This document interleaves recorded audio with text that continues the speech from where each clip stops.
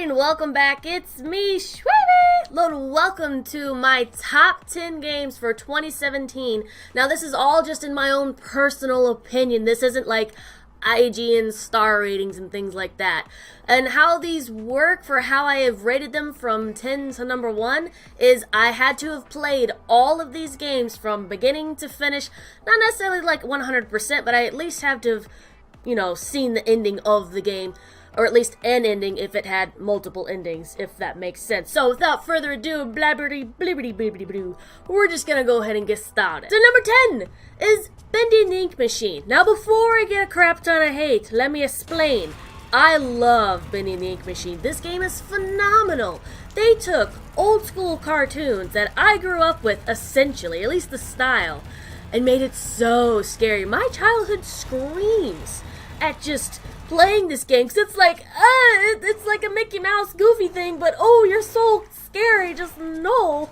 And just throw in jump scares. The only reason that Bendy is at number 10 is because the game technically isn't done. I have played all 3 chapters that are currently out, and oh my god, I love it. I think the only other reason why Bendy is at number 10 is because chapter 3 was very long and very tedious.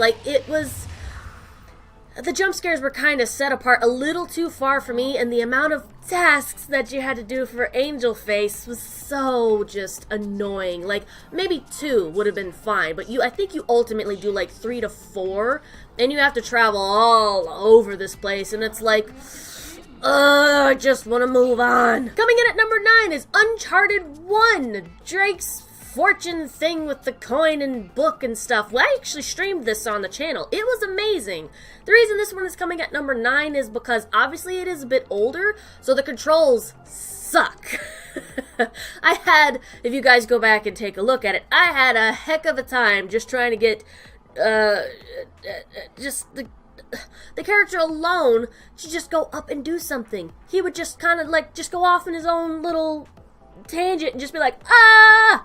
And oh my god, not to mention the shooting was annoying. The puzzles, I think only one puzzle stumped me, and it was the one with the statues where you had to turn them and stuff, because I thought I understood it at first, but it just made it way much harder than it needed to be.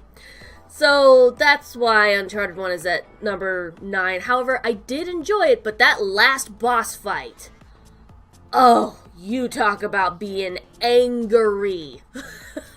I would dare say Uncharted 1 counts as a slight rage game. Coming in at number 8 is Frambo. I love this series. It took me a long time to try and finish it because it's one of those dark tales. It's point and click, so there's not really a whole lot of action, but it's very heavily puzzle based, which I do love puzzles, but sometimes they take way too long to figure out because, again, Shweebes likes to make the obvious way harder than it needs to be.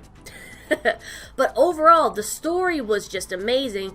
The only real reason why I put it at number 8 is because the ending was kind of convoluted. It's left up to your own choice as to what happens, but I feel like after all the crap that Fran went through, I kind of wanted a more solid explanation as to what happened to her, because I can't really tell you what happened outside of my own opinion, and I don't know how true it is that she just ascended and can now go into the other realities and it not be a problem for her because she's no longer bound by her one reality. At least that's what I have come to understand from it all. I could be incredibly wrong. Coming in at number 7 is Oxenfree. I was gifted this back in December of 2016, didn't actually play it till about November of 2017. It was gifted to me by DJ Liamax. Once again, thank you very much, sir. Liam Mack. I don't know why I put an X at the end of your name, but I am so sorry. Anyways, I finally got around to playing it, but decided to stream this one as well because it's a great game and it's relatively short. But it has multiple endings. This one also touches on the idea of various realities and things like that. I'd say the reason it comes in at number 7 is because the characters talk so much, trying to commentate over it. Someone like me who likes to not talk over characters, it was a learning experience. But it was also kind of like, I'm trying to converse with people here, but it's so hard to try and keep up with the storyline and talk to people at the same time. But overall, I really liked it. It's just, the ending that I got, I'm like, I don't want to play it all again. Come on. You've left so much open for me. Apparently it has like 3 to 4 endings, and I am the kind of gamer that doesn't have the patience to try and get all other endings unless it is something that I really want to fight for. So I will probably just look up the other endings. Coming in at number 6 was Condemned Criminal Origins. I loved this game. Action, horror, with FPS. Freaking amazing. And really creepy. I don't know what they were. They're not zombies, but they're like people.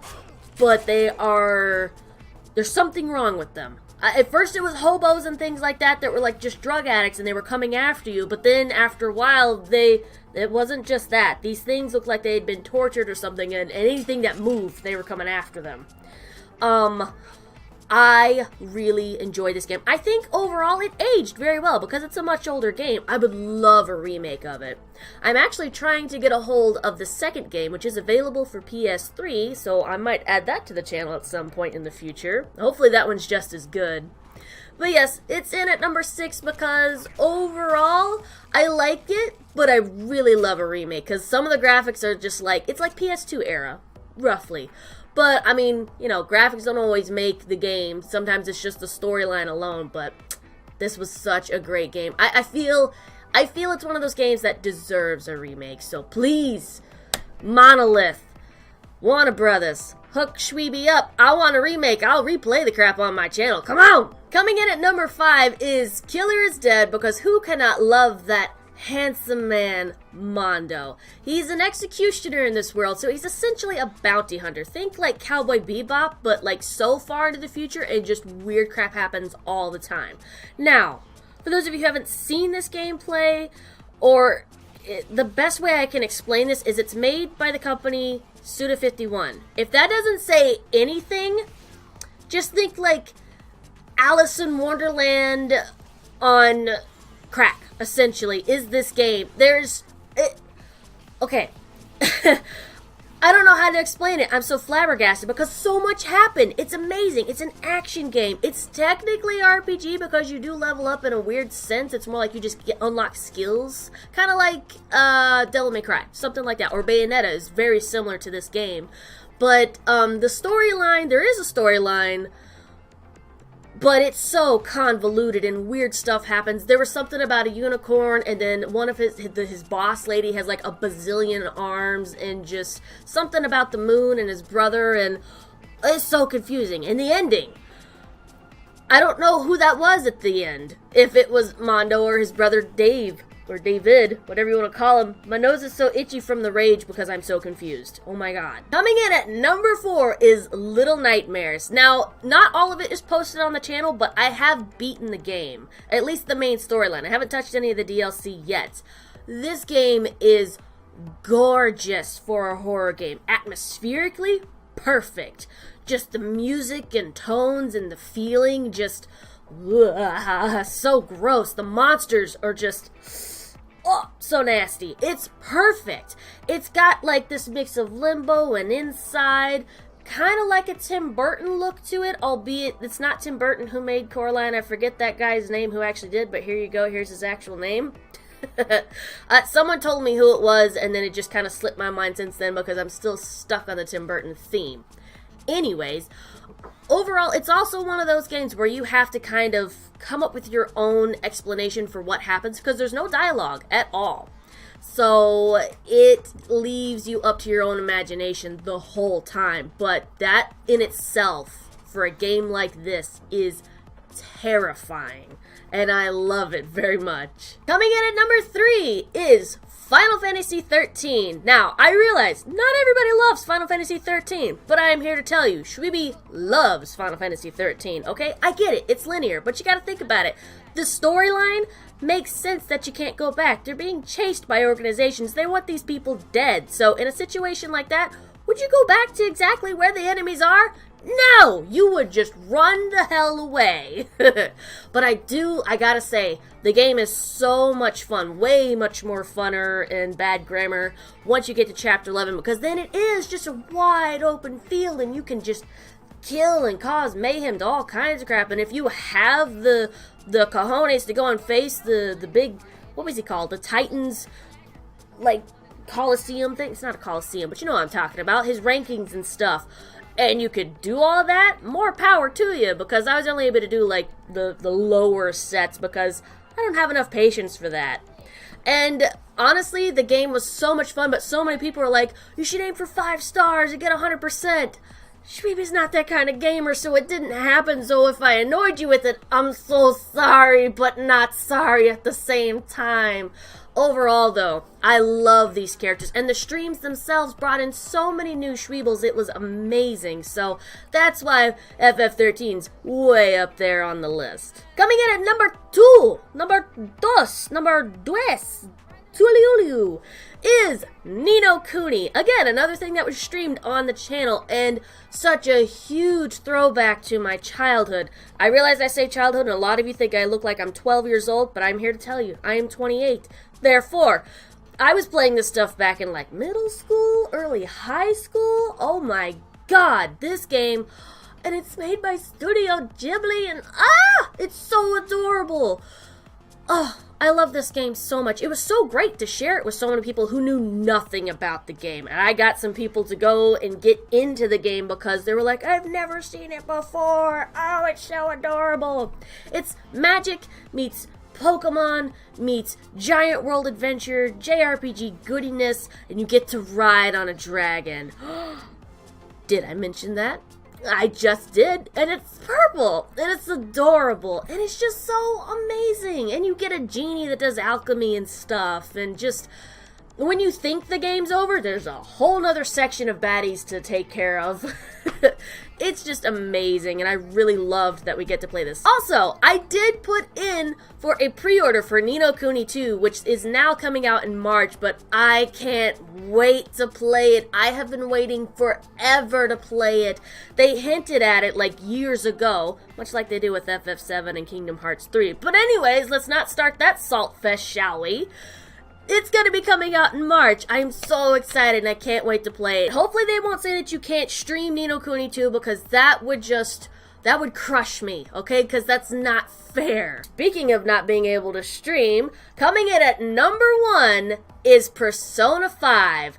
This could not come on the channel because, unfortunately, Atlas still is like, no, and if you do stream it, you can only stream these parts, nothing more. But less is totally fine because they don't want spoilers. But I'm here to tell you, if people want spoilers, they will go looking for it. You don't just kind of stumble onto this information by accident. If it says Persona 5, the only way I can see this being like a real dick move from people is if it's not actually like titled Persona 5. It's like, come look at what I'm playing, and then they click on it, and then they see spoilers. That's the kind of people I think that shouldn't be allowed to stream. When Persona 5 came out, I was like, yes! Another game I've been waiting forever. I'm going to stream this immediately, and I wasn't the only one. So many people were pissed off and let down, and unfortunately, a lot of people got in trouble over it too, and I was just like, oh no, this sucks. So maybe years down the road I'll be able to bring it to the channel, but I gotta say, without giving out spoilers, it was an awesome game. Everything that I expected and so much more. The music was amazing. The battles, the freaking personas were amazing. The boss fight, mwah, so annoying. I hate that boss. I spent 7 times trying to fight that boss because I was, of course, for those of you who have been there for my Final Fantasy streams, I don't level up like I'm supposed to because I have the patience of a 2-year-old. I just want the thing, I want it now. So of course I was underleveled by a lot, but I still managed to win through pure determination and fuck-offedness to this boss.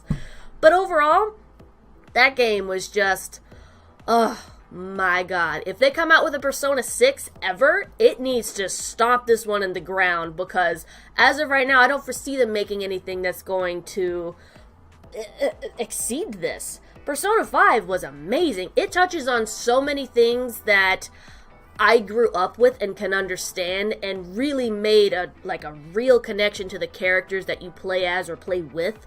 And just, oh, you talk about being angry, crying, feels, and just wanting to take everybody in there and just kind of just, ah!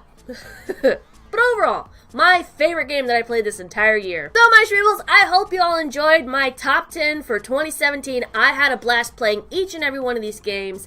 I'm really looking forward to what games I'll be completing in 2018. The possibilities are endless at this point because it's the start of the new year. It's amazing to think that we're already in 2018. So my Shweebles, thank you all so much for watching. Why don't you go ahead and tell me down in the comment section what your top 10 games were for 2017. Maybe I've heard of a couple of them, maybe I haven't, and I might go ahead and look it out. So until then, my Shweebles, let's hear them battle cries.